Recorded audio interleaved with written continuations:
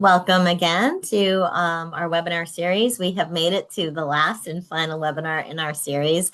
The series is how parents can support their kids with caring for changing bodies, understanding privacy, setting boundaries, creating healthy relationships, and maintaining safety of their bodies.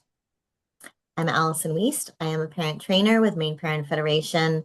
I've been with the agency since 2017, working with families to support them, as well as creating and presenting trainings on a variety of information. I love this series that Lynette and I put together. I'm really passionate about it, and it has been fun to create this and share this with you. So I'm going to turn it over to Lynette to introduce herself. Yes, and I do very similar work in terms of training and providing education materials to health teachers and to community organizations, to parents, and to everyone working with youth that will help them, help youth as they navigate through the changes of puberty and beyond. Puberty Happens is one of our curriculum that we offer on our website for free, and it's been great again to as Allison said, to work together. And this is the fifth one, and we're going to talk about sexual health and overall health and wellness. We have 18 clinics throughout the state, so that's one of the other things I'll be talking about today, which is what are the health services available at our clinics. Thanks, Lynette. So again, it's been a 5-part series. Hopefully you've been following us along through the first 4 stages of development: puberty, public versus private, boundaries and consent, relationships, and now, as Lynette mentioned, we're going to be talking about overall health and wellness. So again, the purpose of this training, you've probably heard it in our other webinars, but really we saw the need for this population. Kids with different abilities don't always receive the education around puberty and sexual health. So we put together this training for families. So again, in this last webinar, we're going to be talking about helping our kiddos navigate and advocate at healthcare appointments with their providers, understand sexual health, wellness, and the services that are available, practicing healthy lifestyle habits, and again, an emphasis on managing stress. We all have it. And then discussing some of the challenges and the solutions. So we're recording, right? So just wanted you to, as we're going through this training, sort of do your own reflection, thinking about, the common places that your child regularly goes for, health and wellness, the systems of care that they are involved in and utilizing. What are some ways that the situations feel challenging? And then how does your child, currently participate in their healthcare at appointments and things like that. So think about that as we're going through the information today. So again, in general, medical and dental professionals, all of our kiddos are interacting in those settings. And I think it's just really important to begin having conversations, with your young person about whether they're comfortable. Are they comfortable with the providers? As parents, are we comfortable with the providers? A lot of times when we're not comfortable with the provider, I know in my own experience, my son has had providers that I have not been comfortable with. And so I have been able to, as an adult, find another provider or change providers. But I think it's also important as our, when our kids are going to their appointments, that they're comfortable, that they're feeling that they're being heard, that they're respected by their providers. And does their provider, really listen and address what their needs are? So again, having the conversations with them about this. And again, I think as parents too, making sure that we're also having the conversations with the providers as well, to make sure that the provider is including the child in the conversation. I know again, with my son, we've had providers in the past where they barely even looked at him or said anything to him. It was really having a conversation with me. So again, I think it's educating the providers and making sure that they are interacting with a child and asking them the questions. I think sometimes they're just assuming that the parents want, they want to have the conversation directly with the parents, but a lot of parents want their children involved. So educating the provider, and then also I think even taking it another step, and that making sure that the providers are asking for consent if they're doing an exam on a child. Um, again, they have to touch the child, that they're asking the child, is it okay if I touch you, or something like that. So making sure that we're communicating that as parents and modeling that for our child. Um, and then does our child understand how to communicate their healthcare needs? For our younger kiddos, we've probably been doing it for them all of this time. So again, starting to teach them how to ask for what they need. Again, we've talked a little bit about self-advocacy and some of the other trainings that we've had, but we really do want to increase independence as our kiddos are getting older, helping them learn how to ask questions, giving them the language that they need, helping them know what they need to ask for. So really developing those self-advocacy skills. Um, Again, we all need to feel heard and understood and safe in all of these settings. So I think again, modeling and practicing with our young person is really important. And we can provide certainly support around that in the way of social stories, or I know when my son first started seeing his dental provider, that was a challenging appointment for him. And so we were able to set him up with dental appointments every 3 months and instead of every 6 months. So he would go a little bit more often. And he's been going now for 10 years, and it's pretty, or mostly easy peasy for the most part. So again, just providing that support to them so they feel comfortable. So when we get to private and sexual body parts, it can be a little bit more challenging, both because there might be some stigma or discomfort around talking about sexual health. For the most part, a young person, they might have their annual exam with a primary care provider, but they wouldn't be necessarily getting sexual health services until a little bit later in their life. Maybe when they become, in their 20s or late teens, if they've started to have a relationship with somebody else that's intimate and sexual, they might need to go visit a sexual health provider.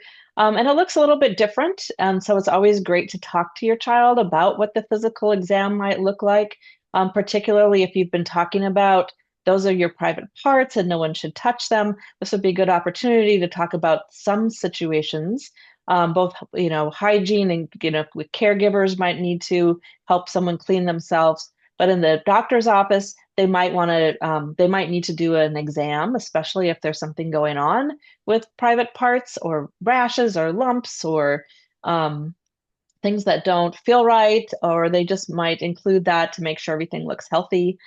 So there's basically a male exam or female exam. That young people might, or, as they get older, might experience that might be a little bit more uncomfortable for them than a doctor that might be, listening to their heart with a stethoscope and that sort of thing. Um, this is a good time to talk about body changes. During puberty, some people can go through those changes earlier or later. There's menstruation, and that can be inconsistent a little bit as someone's body is growing and going through hormonal changes.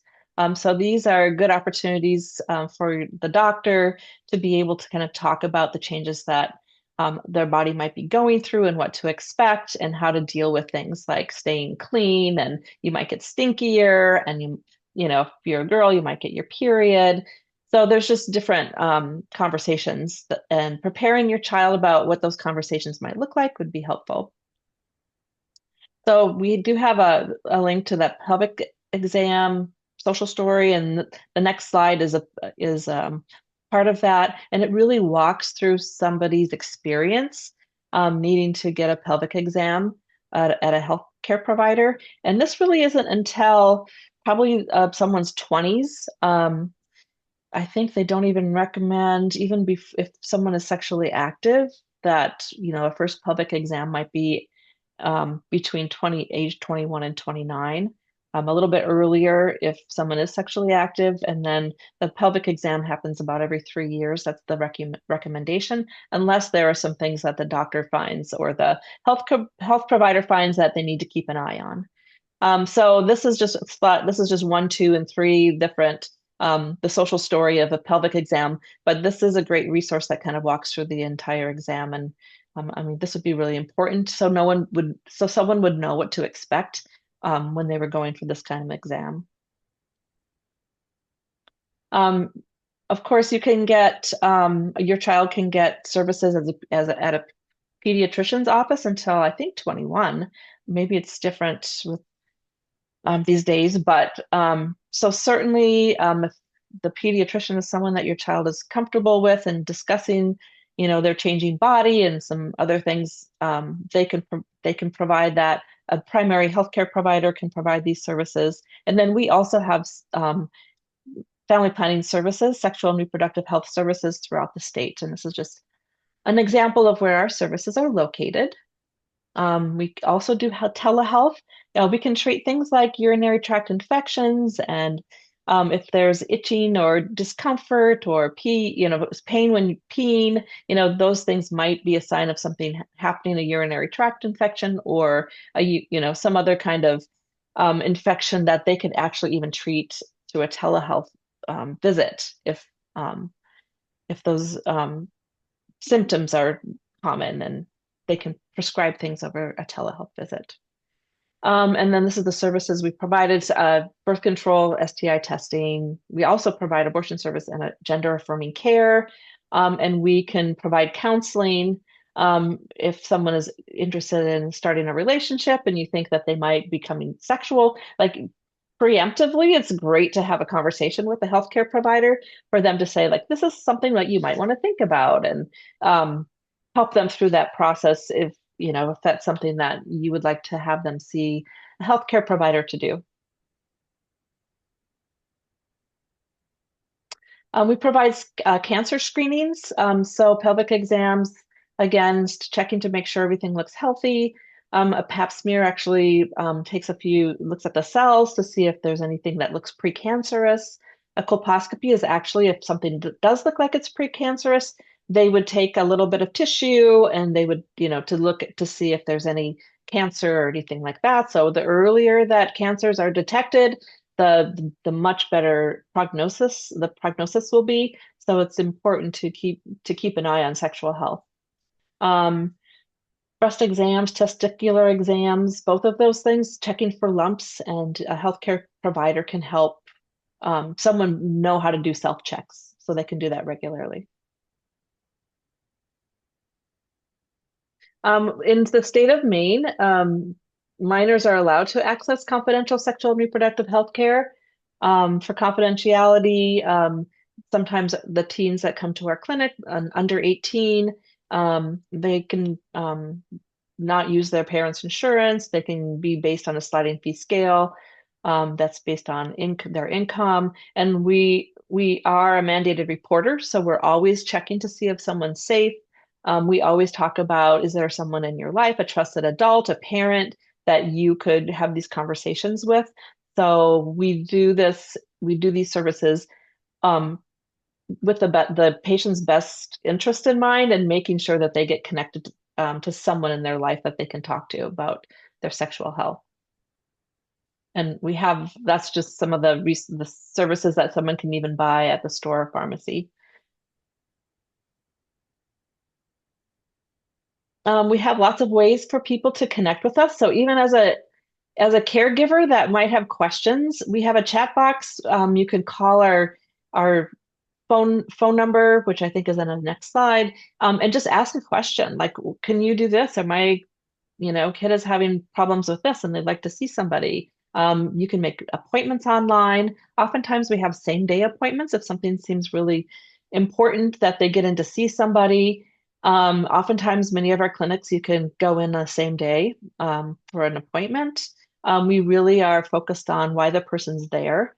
We might ask questions, and so that's another thing to be prepared for. Like, we're asking sexual health questions, not because we think someone's sexually active or that they're doing, certain kinds of sexual behaviors, but it gives us a better sense in our clinics of what the person might need that day.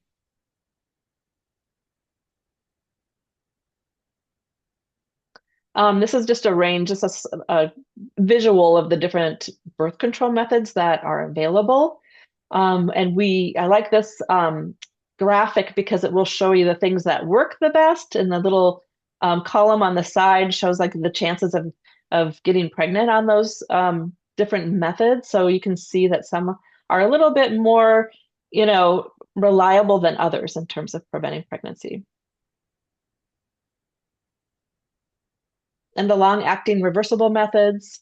There's a lot of patients that love these methods. You can get an IUD inserted, an implant inserted, and then you don't really have to think about something that you have to do every day or every month.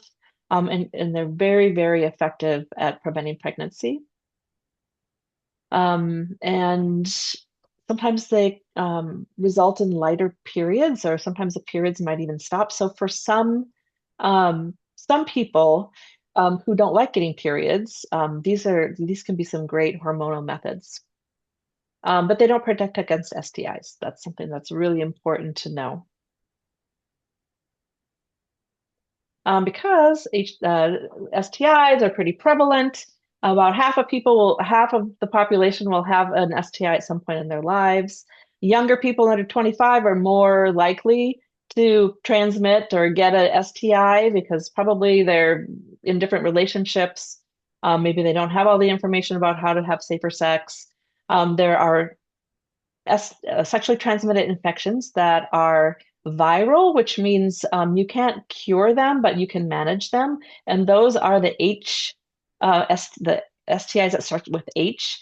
So human papillomavirus, for which there is now a vaccine that a lot of young people will take if they're going to take the vaccine. It starts between 9 and 11 before they become sexually active. HIV is also viral, and so is herpes, and all of those have ways to manage care, although they cannot be cured. Generally, they cannot be cured. And then chlamydia, gonorrhea, syphilis, those are bacterial. So the sooner that someone can get tested and treated with antibiotics, that the infection goes away.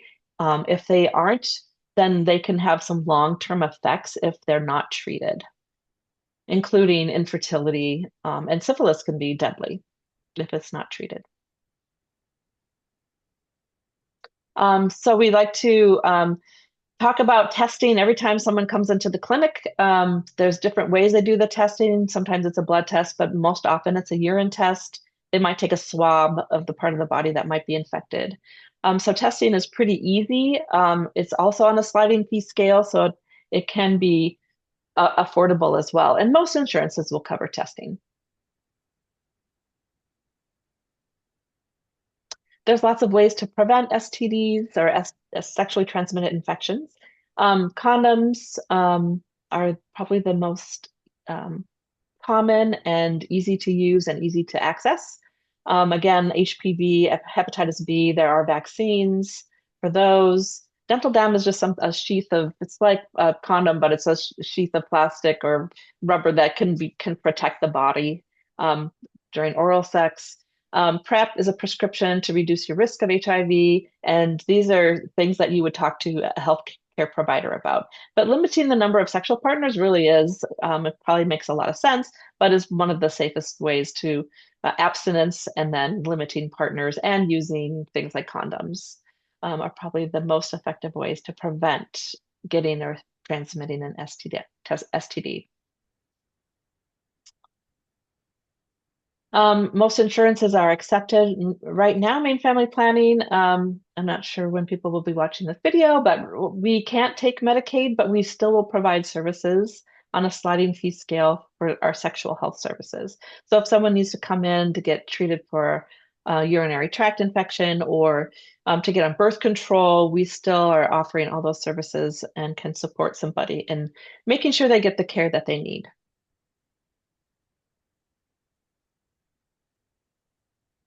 Thanks, Lynette. Mhm.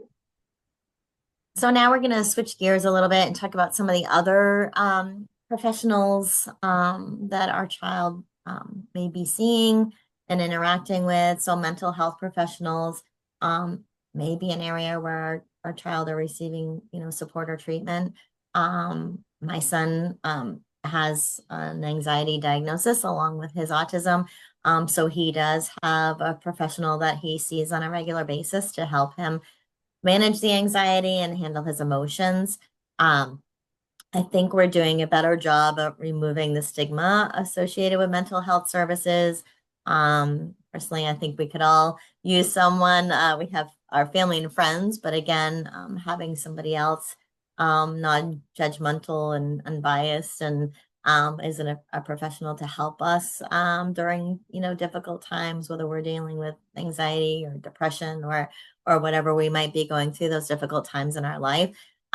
So again, as parents, if our young person is seeing a mental health provider, just being really supportive of that, non-judgmental of how our kids are feeling if they're going through something that to them feels really overwhelming and hard. Maybe to us, it might not seem if it's a struggle with a friend at school or something like that. To us, it might not seem like a big deal, but for them, it might be a really big deal. So again, just being supportive of that, finding a good mental health provider match for our young person, I think is also really important. And whether that's somebody, a lot of schools do have social workers that are available, but it might be somebody outside of the school as well. But just making sure that it's somebody that your child is comfortable with again and is a good match and is supportive of what your child is going through. And again, just some possible mental or emotional health professionals and agencies. Again, your child might see a counselor, a social worker, psychologist, um, uh, psychologist, excuse me, psychiatrist, Spurwink, Sweetser, the Glickman Lauder Center of Excellence. So these are all places where your child might be, interacting or seeing somebody. And again, just remembering that it's okay. There's no stigma around it, and we all need support and help at certain times.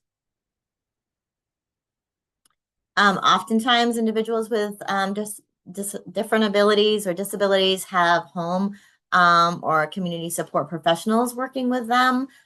This might be in the home or might be in the community. Just recognizing that some of those same self-advocacy skills really apply, that we're making sure that we're having conversations with our young person about whether they are feeling comfortable, are they able to, um, you know, ask for things? Are they able to advocate for themselves? Are there clear boundaries within the relationship about, again, like what is it within the scope of the professional's, level of support or their role as the professional? And again, just ensuring that our kids are speaking up for themselves, advocating for what they need or what they don't need. If there's something that they're not comfortable with, or again, just making sure that it's a good match. I know we've had, when my son was younger, we had somebody that was working with him, and I just felt like it wasn't a good match. And I do hear this from other families. And so again, just making sure that it is a good match and that our children are comfortable and feeling supported. And again, just building these advocacy skills will really help them later on with their with being safe and being independent. So overall wellness includes self-care. So in addition to healthcare, seeing our healthcare providers, medical, dental, mental health, all of that, that we're also really instilling how important nutrition is. Again, for our kiddos, eating a healthy or balanced diet can be tricky because they may be selective in the foods that they are willing to eat. So just trying to encourage trying new foods and eating healthier meals. Making sure they're staying active. It doesn't mean that they're involved in sports necessarily, but that they're keeping their body active and moving on a regular basis. Again, will just help long term, creating that active lifestyle. Sleep, getting adequate rest, at least 8 hours. is what's recommended. And again, I know for some kiddos, my son included, that sleep can be challenging at times. So again, whatever it takes to sort of help them settle down for the day, having a very a routine around bedtime to help them get enough sleep and feel rested will just help them be able to deal with everything that they have to deal with throughout their day. um, Managing our daily life, keeping those routines and schedules, oftentimes is really important, especially for kiddos with different abilities. Knowing what to expect is really important. So having good, solid home routines and schedules can be helpful. Again, I mentioned a little bit in the last slide about mental health and emotional health. So again, recognizing how we're feeling on the inside, how we express our feelings, and making sure that we're doing them in a safe way. Again, if we're feeling mad about something, that we're not explosive, that we're having conversations, or how can we express our anger, our frustration in a safe and appropriate way. Um, and then connection. As humans, it's important for all of us to be connected to others. And so, whether that's family, friend groups, or just being involved in the community at large, and some of the programs is, again, great for our overall wellness and health. So again, finding those community and social opportunities, can be tricky. I think for families that have kids with different abilities, certainly at Maine Parent Federation, we do have resources on different community opportunities for families, recreational opportunities. So you can certainly connect with us to find out sort of what's local to you. I know, again, Best Buddies is in a lot of areas of our state. Strive has some great social opportunities. Oftentimes there are adaptive and unified recreation or sport opportunities that are, in various areas of our state. So just trying to get connected to those, building, the network of support and being connected to others is really important. Finding those agencies that provide those opportunities, and schools, a lot of schools to provide, unified opportunities. I was really excited that I just got an email 2 days ago from my son's school. They've had unified basketball. Now they're adding just a unified social group at the once a week at the end of the school day. So it was really just another opportunity for him to be, again, with his peers and have a chance to connect and have fun together. So again, friendships and social groups is really important. So tips for promoting happiness. Stress is big in our lives, and oftentimes our young people experience big emotions, and it can be really challenging for them to, identify how they're feeling and express it and how they regulate. And so again, practicing some self-care strategies with them will really help them throughout their lifetime as they're experiencing. Life is full of a lot of different experiences, and with that comes emotions. So it will help them long term in their life. So practicing, mindful activities and coping strategies with them. My son is going through puberty right now, and so I can attest to the changes in behaviors and emotions for him. And so, yeah, we've been working on a lot of just trying to, take some deep breaths.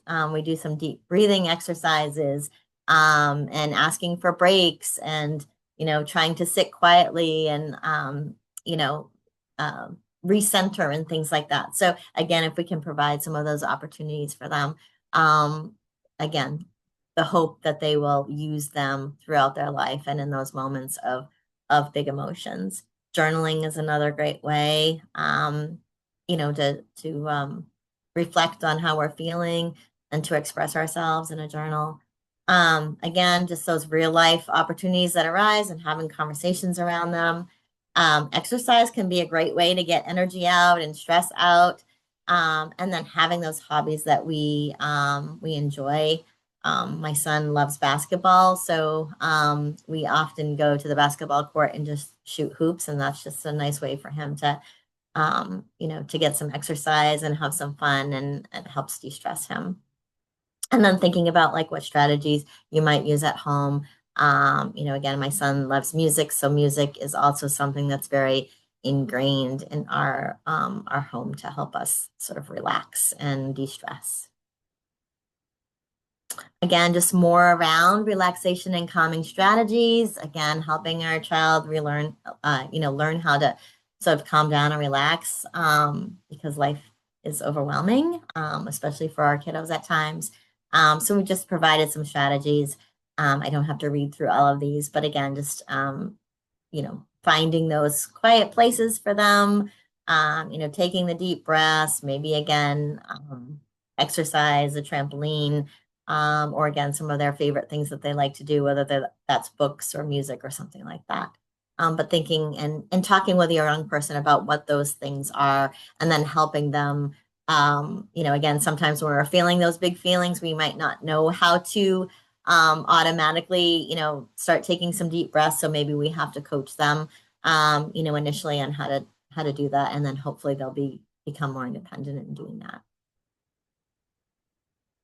Um, Again, some more strategies in dealing with stress and anxiety, helping our child learn and recognize what anxiety feels like. Again, my son deals with anxiety on a regular basis. And so we have been doing a lot of talking about our emotions and what that feels like. And again, for him, sometimes it's his stomach or his palms get sweaty and things like that. So recognizing some of those changes that are happening within your body. Again, encouraging them to use those relaxation and calming strategies, creating visual tools to help them. And again, if it's a child that has a diagnosis of anxiety, if they're seeing another professional, a professional can help create some visual tools, or the school can as well. um, Giving the child the opportunity to practice, right? We can talk about strategies or we can show strategies, but they really need the opportunities to practice them, and not when they're at a heightened state of stress or anxiety. So giving them the opportunity to practice when they're not feeling those big emotions. And then again, some possible strategies. I feel like a lot of the families that I talk to, a lot of them know about zones of regulation. And actually, that program has really evolved. And so there's a lot of great information out there that they provide, but a lot of the schools use the zones of regulation. So again, it's a nice generalization if it's used within school as well as at home.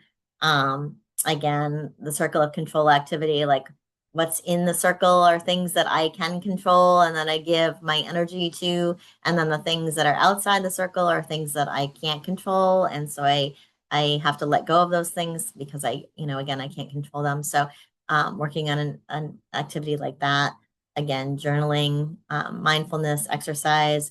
The Mental Health Center for Kids has some videos that are great, sort of mindfulness videos for kiddos, and then calming strategies, quiet spaces, reading, fidgets, headphones, things like that.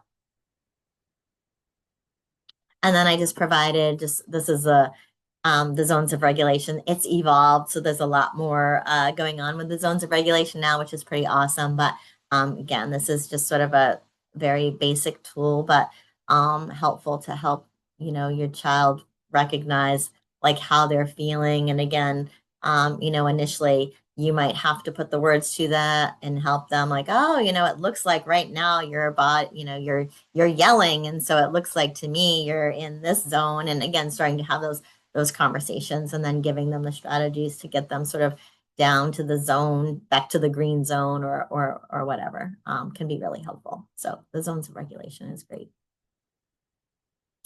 And then again, we have some resources here.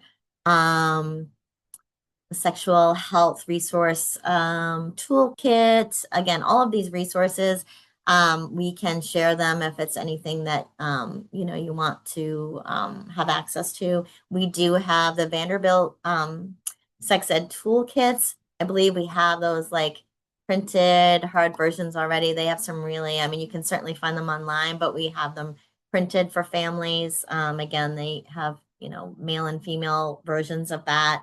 So we can certainly give that to families. Planet Puberty. Lynette, I think you know a little bit more about that.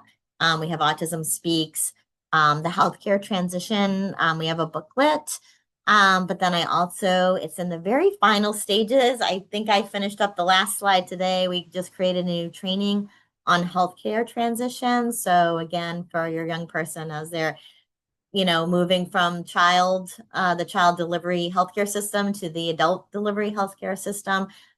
We just built a training around that will be coming out soon. And then the child safety partnership.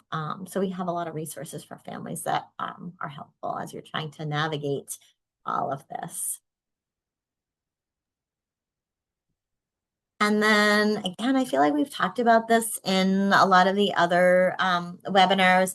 But again, I think, difficult situations, difficult questions, behaviors, or whatever are going to arise. And so, as parents, just remembering to keep our own personal biases out, and that we're meeting the child where they're at, excuse me, and giving them the information that they need in a very simple way, that we're calm and we're not shaming them or being judgmental.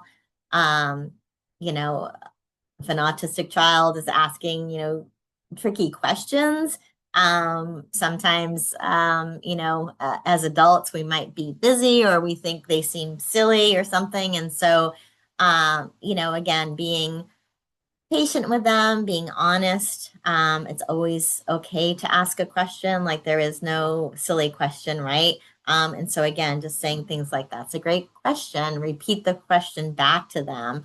Or maybe asking like, why do you ask that? And then you can use things like, well, some people believe this and other people believe this. So again, just trying to not overload them with information. Trying to figure out or navigate exactly what the question is and what they need information about. Um, if your child asks questions at inappropriate moments, it might help to just kind of have a standard response that everybody can use. Like, that's a good question, but let's talk about that when we get home. You're in the middle of like a soccer game and you're sitting there with everybody, and a child comes up with some question that you're like, oh my gosh, I can't believe they just asked this in front of everybody. And you're not prepared to answer. Or again, maybe you're actually in the car and it's just the two of you, but it's a question and you're like, oh my God, I don't know the answer to this. I need a little time to think about it. And so you can just say, oh, that's a great question, but let's talk about that when we get home, and give yourself some time to think about it. You can also help your child feel good about themselves and develop a positive self-image by just reassuring them of any like physical and sexual changes that are happening. Because again, there's a lot that's changing for our young people, again, physically as well as emotionally. And, so again, just being really, role modeling that positive self-image and reassuring them that what they're going through is normal. And then again, just the importance of developing the self-advocacy skills will help them later on as they become an adult, being able to recognize what they need, what's hard for them, and being able to use their voice and ask for what they need is really important. So we made it to the end of our 5-part series. We appreciate everybody taking the time to listen to Lynette and I. Certainly, we are available and can provide resources or help families, support families, answer questions. And again, I just want to say that this has been a great series, a fun series to do. And we appreciate those of you who have joined us. And just, we've given you a lot of information over the 5 webinars, and just know that you're doing your best. I think there's no perfect way of doing anything. I was thinking about the answering questions, like sometimes you might not answer it the best way. And so it's okay to go back later and say, I don't think I answered that correctly, or I'm sorry I was, impatient with you at this moment. So it's a work in progress. And we're happy that you joined to try to find some ways to support your kids and just be kind to yourself. Absolutely. That's a good reminder. Thanks, Lynette. All right, I guess that's it. So thanks for being with us, and we're available if you need us, so reach I out. think can you, the last couple slides are just our websites. Okay, If yep, people that's need Maine to Parent pause them, look at that Federation again. And then and Maine Family. mainfamilyplanning.org, and the phone number is there, and you can go to our website, and some of the ways I said that you could contact us through chat and all of that, you can find on our website. So please do that. Perfect. Perfect. All Yeah, right. thank you. Thanks for Thank you, joining us. everybody. Take care.